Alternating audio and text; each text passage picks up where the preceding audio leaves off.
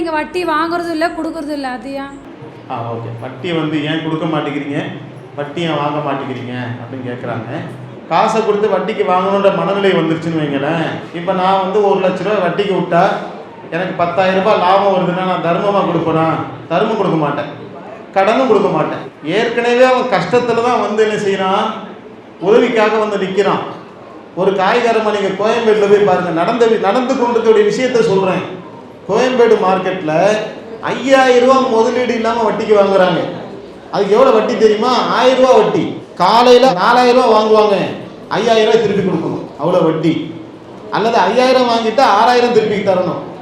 காலையில் வாங்கி மாலைக்குள்ளாக 1,000 ரூபாய் ஒரு காய்கறிக்காரமாக வட்டி கட்டினா வாழ்க்கையில் முன்னேற முடியுமா? அவங்களுக்கு கிடைச்சது அந்த 1,000 கூட இருக்காது.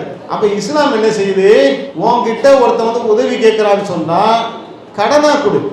அல்லாஹுக்காக அழகிய கடன் கொடுப்பவர்கள் யார் என்று குர்ஆன் கேள்வி எழுப்பு. ஒரு மனிதனுக்கு நீ செய்யக்கூடிய உதவி இருக்குதுல, அது இறைவனுக்கு செய்த உதவியாக இறைவன் பார்க்கலாம். மறுமை நாளையில் விசாரணை மன்றத்தில் ஒரு மனிதன் நிற்பான். அப்போ அந்த மனிதனிடத்துல இறைவன் கேட்பான், ஒரு நாள் நான் உங்ககிட்ட சோறு கேட்டனே, இன்னைக்கு சோறு தந்தியா என்று இறைவன் கேட்பான். நான் பசியோடு வந்தனே, நான் தாகத்தோடு வந்தனே, எனக்கு நீ உணவு தந்தியா என்று இறைவன் என்ன செய்வானா, அந்த மனிதன்கிட்ட கேட்பானா. அப்போ அந்த மனிதன் சொல்லுவானா, இறைவா நீ எப்போ பசியோடு வந்த? இந்த மனிதன் பசியோடு வந்தாலும் உங்ககிட்ட தாகத்தோடு வந்தால அவனுக்கு நீ உணவளித்திருந்தால் என்னுடைய திருப்தியை நீ கண்டிருப்பாய் என்று இறைவன் சொல்வதாக முஹம்மது நபியுடைய போதனைகளில் பார்க்கணும். அப்போ ஒரு மனிதனுடைய வாட்டத்தை, கஷ்டத்தை, துன்பத்தை போக்குகின்ற வேலையை ஒருவன் செய்யணுமா? கஷ்டப்பட்டு வரவனுடைய ரத்தத்தை நம்ம ஊயணுமா? இன்னைக்கு வட்டியின் கொடுமையினால் எவ்வளோ பேர் தற்கொலை பண்ணிக்கிறாங்க, எவ்வளோ பேர் ஊரை விட்டு ஓடுறாங்க, எவ்வளோ பேர் மீளவே முடியாமல் 1,00,000 ரூபாய்க்கு வட்டிக்கு வாங்கி 5 லட்ச ரூபா வட்டி கெட்டவங்களாம் இருக்காங்க. இதே தமிழகத்தில் வாங்கினது 1,00,000, வட்டி கெட்டது 5 லட்சம்.